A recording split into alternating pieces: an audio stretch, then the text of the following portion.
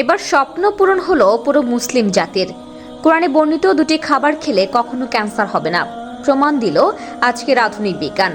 Cancer থেকে বাঁচতে এই খাবার দুটি নিয়ে অবাক করা তথ্য দিয়েছে আধুনিক বিজ্ঞান। প্রিয় নবীর একটি হাদিসও মিথ্যে নয়। বহু গবেষণা করে বড় বড় বিধর্মী বিজ্ঞানীরা ইসলাম ধর্ম গ্রহণ করেছেন। দিন যত যাচ্ছে পবিত্র কোরআনের সত্যতা প্রকাশ করছে আধুনিক বিজ্ঞান সভ্যতা। কোরআনের এমন চিকিৎসা বিজ্ঞানের কথা উল্লেখ দেখে চোখ কপালে উঠেছে বিধর্মী স্বাস্থ্য বিশেষজ্ঞদের। প্রিয় দর্শক, আপনাদের কাছে একটি প্রশ্ন, আপনি কি কোরআনের পক্ষে নাকি বিজ্ঞানের পক্ষে? অবশ্যই কমেন্ট করে জানাবেন।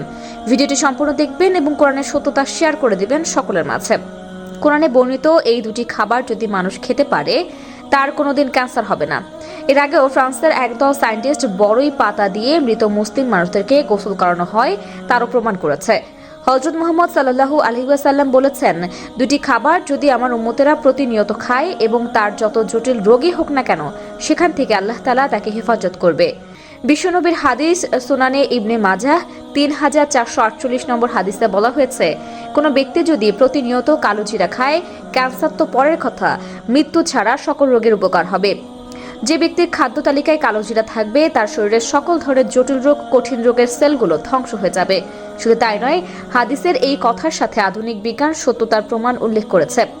আধুনিক বিজ্ঞান বলছে, একজন মানুষ যদি প্রতিনিয়ত কালো জিরা খেতে পারে তার শরীরে রোগ প্রতিরোধ ক্ষমতা বৃদ্ধি করবে এবং জীবাণু সৃষ্টিকারী কোষগুলো ধ্বংস হয়ে যাবে।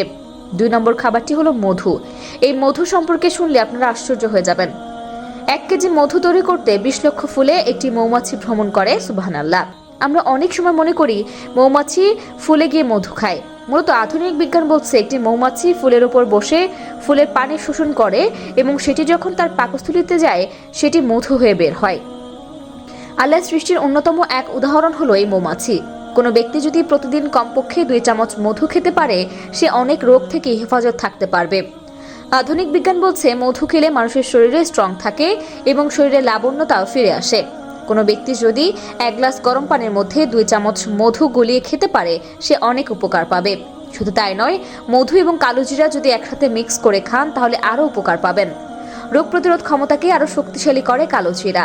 নিয়মিত কালো জিরা খেলে শরীরের প্রতিটি অঙ্গ প্রত্যঙ্গ সতেজ থাকে।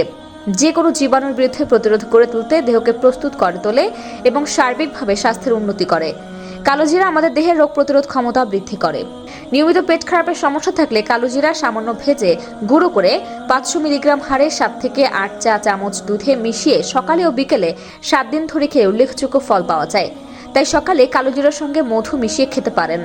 কালো জিরা ও মধু ডায়াবেটিস নিয়ন্ত্রণে দারুণ ভূমিকা পালন করে।